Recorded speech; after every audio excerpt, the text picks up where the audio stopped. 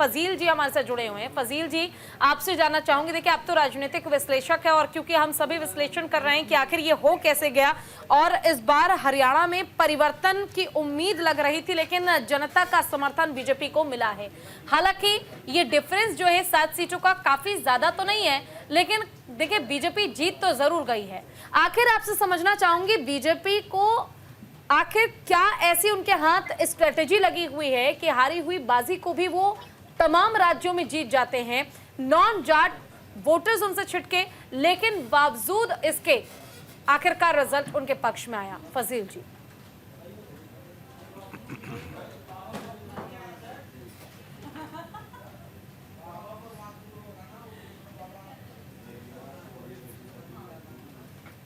फजील जी, आपकी आवाज नहीं आ रही है, अगर आपने म्यूट किया हुआ है तो प्लीज अनम्यूट कीजिए। अब आ रही है? जी जी बताइए। इलेक्शन मैनेजमेंट में जिस तरह से सरकारी मशीनरी का इस्तेमाल करके और किसी सारे नियम कायदे कानून को ताक पर रख के जब चुनाव कराए जाते हैं और तो ये रिजल्ट ऐसे ही आते हैं। और जो सरकार में होता है, अगर ये जनादेश होता, इससे भी ज्यादा बीजेपी को सीट मिलती, इतना करीब नहीं मिलता। अब कांग्रेस की गलती सिर्फ इतना है कि जब ये लोग चुनाव में हारते हैं तभी इस पर चर्चा करते हैं। चुनाव से पहले एक बार भी नहीं सोचते कि भाई ईवीएम के रहते निष्पक्ष चुनाव नहीं हो सकता, तो ईवीएम पर कभी बोलते भी नहीं, ईवीएम के लिए कुछ करते भी नहीं। और जब चुनाव हार जाते हैं तो ईवीएम करते हैं। सुप्रीम कोर्ट ने ईवीएम मशीन वीवीपैट के अंदर सिर्फ काला शीशा हटा के सफेद शीशा लगा दिया तो 240 में सिमट गए ये लोग। और अगर ईवीएम हट जाता, 100 सीट लोकसभा में ये लोग 500-600 के अंतर से जीते 100 सीट।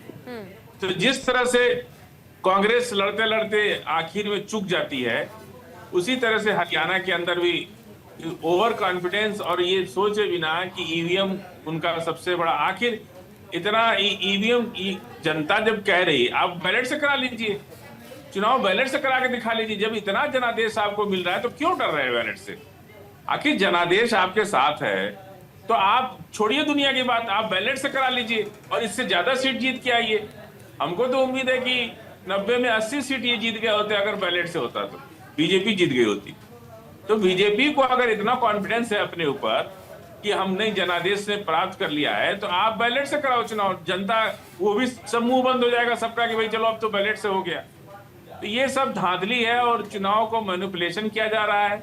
निष्पक्ष चुनाव देश में नहीं हो रहा है 15-20 यानी कह सकते हैं कि मशीनों का हाईजैक किया जाता है भारतीय जनता पार्टी की ओर से ताकि जीत सुनिश्चित हो सके, यही कहना चाह रहे हैं आप? अब देखिए बहुत बड़े अफसरों का एक समूह होता है, कुछ अफसर मान जाते हैं, कुछ अफसर नहीं मानते। बिल्कुल बिल्कुल। तो जो मान जाते हैं उनको मैनेज करके सीटों को हेर फेर कर दिया जाता है।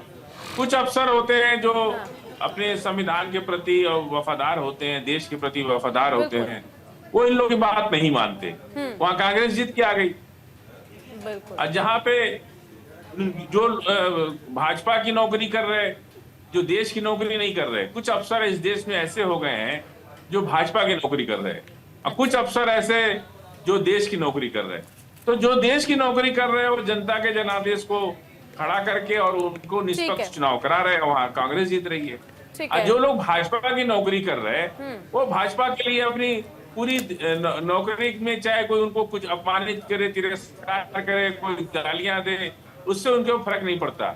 उनका काम है केवल बीजेपी के कमल छाप वोट को कैसे जिताया जाए, वो उसी में अपना सारा दिमाग लगा